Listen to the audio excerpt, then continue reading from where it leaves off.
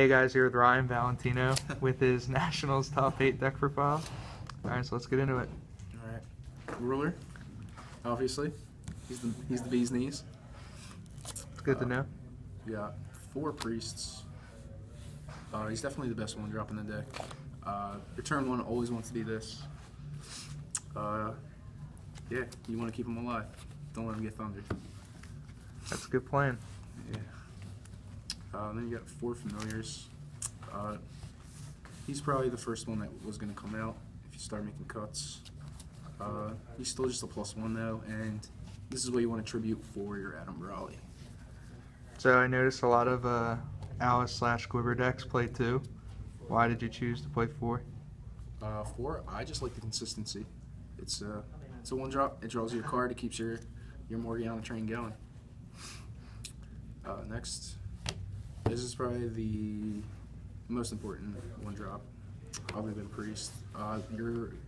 You need these every time you play Adam Raleigh. You have to be sacking one of these to keep the cards in your hand. I think it's really important. It also can't be targeted. So against the red decks, you need a guy to keep blocking. We got 4 Adam Raleighs. This guy's he's really good. The things this lets you do, you always want to tribute a green and a blue, so you get the draw. And the reason you want to go Priest on 1 is so you can tribute the Priest and keep your Morgana on the field as one of the guys you summon this turn for your Guiber plays. Yeah, he's important. Blocks Lancelot. Does block Lancelot. He's really good against the red deck. Next is the 4 Morgs. I could definitely see going down to 3, but I decided to just go with 4 for the consistency. I don't know what I could say. This card's insane. Being able to see your whole deck in only a few turns is really good. Next is basically your win condition. This is your 4 Guibers. All you really want to do is keep slamming this guy. Eventually he's going to sneak through. They can't bounce it forever. Your turn 2 can end up with 2 of these. So if you go first and you play 2 of these on turn 2, you should win that game fairly easily. After that, we got the 4 Orbs. Should be pretty self-explanatory. Yeah, best Regalia. Yeah, it's definitely the best Regalia, and I play the Ruler's Memoria, so these are pretty much necessary. For the rest of the Regalia, I only play 2 Levitines. I really just needed another Regalia for the Ruler's Memorias to come in untapped. I figured this was the best one. It's pretty important to be able to flip and search in the same turn sometimes, so that's why I went with this. So what are your thoughts on the bow? I'm not a huge fan of the bow. I just feel like with Reflect being able to pump most of the guys out of range, it's really not. It wasn't worth it to me. Okay. I went with 3 Thunders.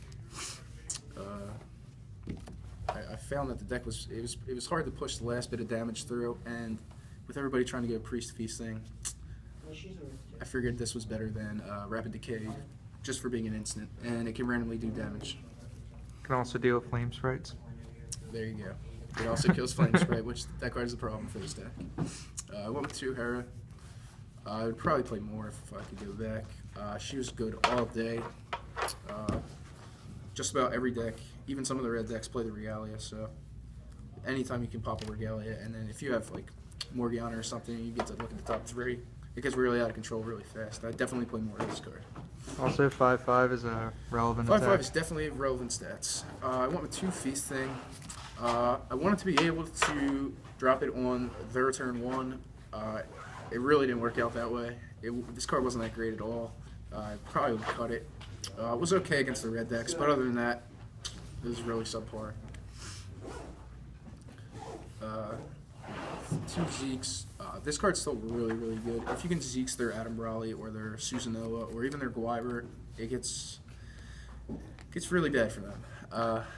You can also leave your 2 mana up and search it whenever it really shuts them down. It's still a really good card. Played 2 Portal of Truth. I really got talked into this one. Everybody was hyping this card up, and it sounded great in theory, but the way you play the deck, you really never have more than like 2 or 3 stones, so it was really hard to keep mana up for this. Yeah, you're already keeping it up for Yeah, Zeke's if you have it. it's definitely not a bad card. It just, I don't think it really fits well in this. Would you swap it out for Sign of Future? So in the future would have definitely been a better card. That's actually, that card alone beat me in top 8. He was playing it, I wasn't, and the game, it really wasn't fair. And the last card is one Sprint. Really, anytime they flip back and you have 3 or 4 guys on turn, your play is probably to search this and attack for your game. The deck was 42 cards. It's definitely 2 cards too many. It was more of a lazy thing. At the last minute, put the portals in. And that's the main deck. For the side, we got 2 barriers. Pretty standard. My side deck, first let me say, my side deck was not very good. I only really sided 4, 5, 6 cards the whole day. These were not 2 of them. These did not go in the entire time. Still a mandatory card, you think? I only put it in for Valentino, so I would say it's mandatory. Next is 2 Flames. This card's still really good. Excuse me. These are 2 of maybe 6 cards I sided all day. These came in against every red deck for the Lancelots, the Snow Whites, stuff like that.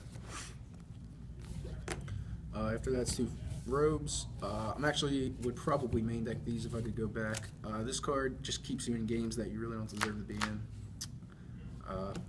Yeah, again, it's 2 of the 6 cards I sided. After that is 2 Realms. These were for the Cthulhu deck, I guess. I really don't have a great reason for these being in here. They didn't do anything. I don't think they ever came in. They look good though. 1 Sinbad. He actually did come in 1 time just to pop a barrier. He's not bad. As far as additional removal goes, I think he's the best. 1 Flame King Shout. This is for the other Alice World decks, Fairy decks, anything I had to master. Played 1 Split. Didn't really do much. Probably comes out, but I felt like maybe I could sneak 1 in there. It didn't really work out. Split for game. Yeah, I sided 1 Hera. This definitely goes to the main deck. This card's extremely good, and you should definitely be playing it if you're playing blue. Played 1 Scythe. This was for the roller-based decks, which I never ended up going against. I wouldn't really side it in against a Reflect. It was more for like a Rogue Bahamut or a Valentina or something like that. Susie. This comes in almost every game. Even if you have to cast it for 6 sometimes, it's still fine. This guy's a real threat. It's not something I want to keep bouncing.